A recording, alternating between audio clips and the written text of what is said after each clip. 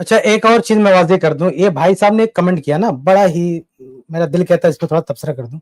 ये जो है, ये अहले हदीस का तारुफ दज्जालून कज्जाबून, सही से लिखा भी नहीं है, दज्जालून कज्जाबून, रसूलुल्लाह अहले हदीस को दज्जाल कज्जाब बता रहे हैं। तो ये बंदा जो कह रहा है ना कि अल्लाह के रसूल ने अहले हदीस को दज्जाल कज्जाब कहा है, अहले हदीस को, ये जिस रवायत की बुनियाद पर ये लोग बात करते हैं, आइए मैं उस रवायत की शरह भी करता हूँ। मैंने भेजा है रवायत, सही मुस्लिम की हदीस नंबर 7 है, जरा उसको लाए स्क्रीन पे, मैं वजाहत कर दूं।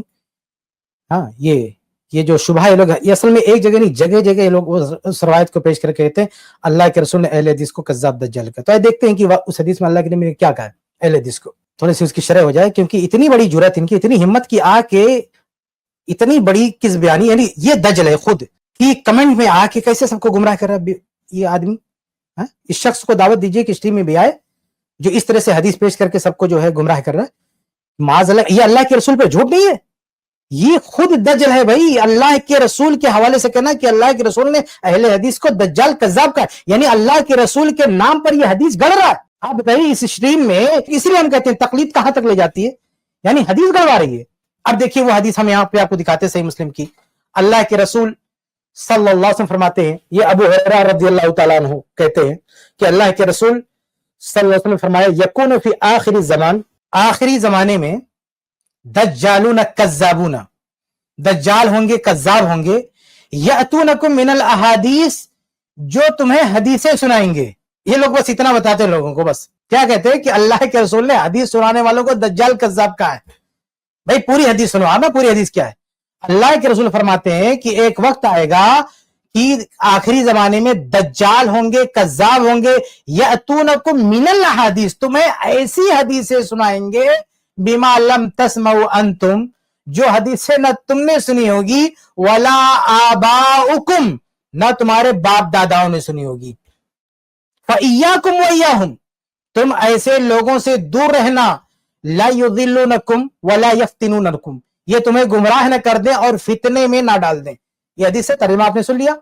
इस हदीस में अल्लाह के नबी सल्लल्लाहु अलैहि वसल्लम फरमा रहे हैं कि आखिरी जमाने में ऐसे दज्जाल होंगे जो ऐसी हदीसें लाएंगे जो तुम्हारे पहलों ने, बाप दादाओं ने नहीं सुनी होगी।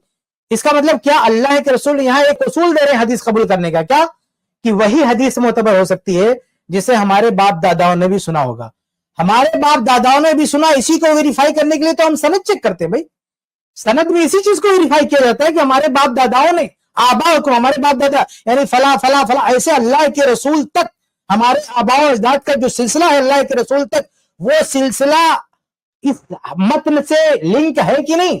अगर वो लिंक ना हो तो ऐसी हदीस को हम नहीं मानते।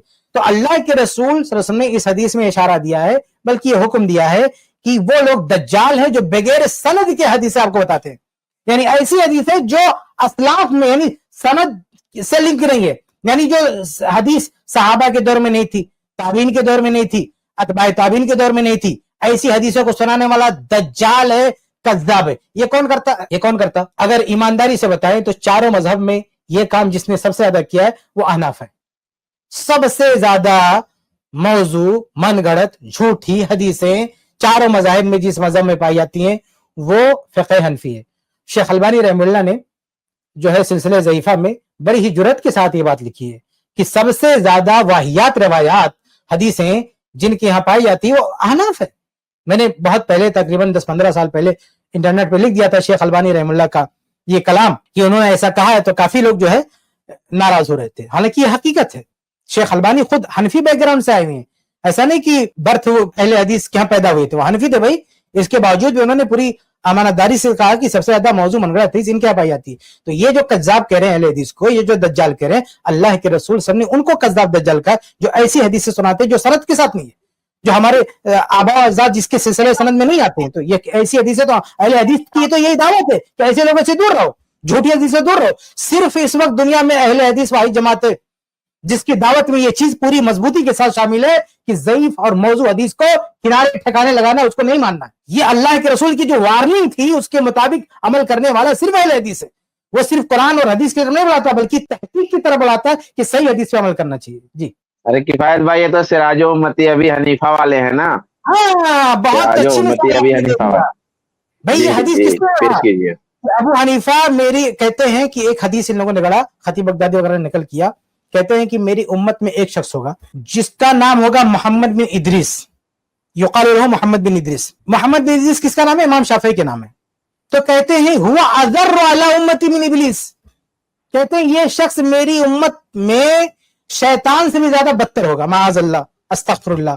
یہ امام شافعی کے بارے میں حدیث گڑا اور کہا کہ وَيَكُنُ فِي امتی, اور میری امت میں ایک ایسا شخص ہوگا یقال له ابو حنیفہ, جسے ابو حنیفہ کہا جائے گا, فہو سراج امتی, سراج امتی, وہ میری امت کا چراغ ہے, میری امت کا چراغ ہے. انا للہ و انا الیہ راجعون. امام شافعی کو شیطان بنا دیا اور اپنے پھر کہتے ہیں مجتہدین کو ہم نہیں مانتے, پھر ہم نہیں کہتے ہیں مانتے. مجتہدین کی گستاخی تم کرتے ہو. امام شافعی کو شیطان بنایا, وہ بھی جھوٹ بولتے ہوئے اللہ کے رسول پہ, اور اپنے امام کو کہا کہ سراج امتی. اور یہ جو بہت سارے حنفی نا, بڑے بڑے کبار حنفیوں کی بات کرتا ہوں, وہ اپنی کتاب میں کیا لکھتے ہیں؟ سراج امت, سراج امت. ہاں, یہ کبھی کبھی بڑی جب اہل حدیث ان کو جگڑتے ہیں نا کہ موضوع حدیث نہیں لینا, تو بیچارے بھاگنے لگتے ہیں, پھڑانے لگتے ہیں. لیکن دبی زبان میں ان کی کتابیں اٹھاؤ. امام ابو حنیفہ رحمہ اللہ پہ جو کتابیں انہوں نے لکھی ہے, ابو حنیفہ رحمہ اللہ کو کیا لقب دیتے ہیں؟ سراج ملت, سراج امت. یہ کہاں سے آیا؟ یہ جھوٹی حدیث سے آیا. یہ لقب اسی جھوٹی حدیث سے لیا گیا ہے. اور یہاں کمنٹ میں آ کے لکھ رہے ہیں کہ اہل حدیث کو اللہ کے رسول نے دجال کذاب کا. تم لوگوں کو دجال کذاب کا جو اس طرح کی حدیثیں کرتے ہو, لوگوں کو بتاتے ہو.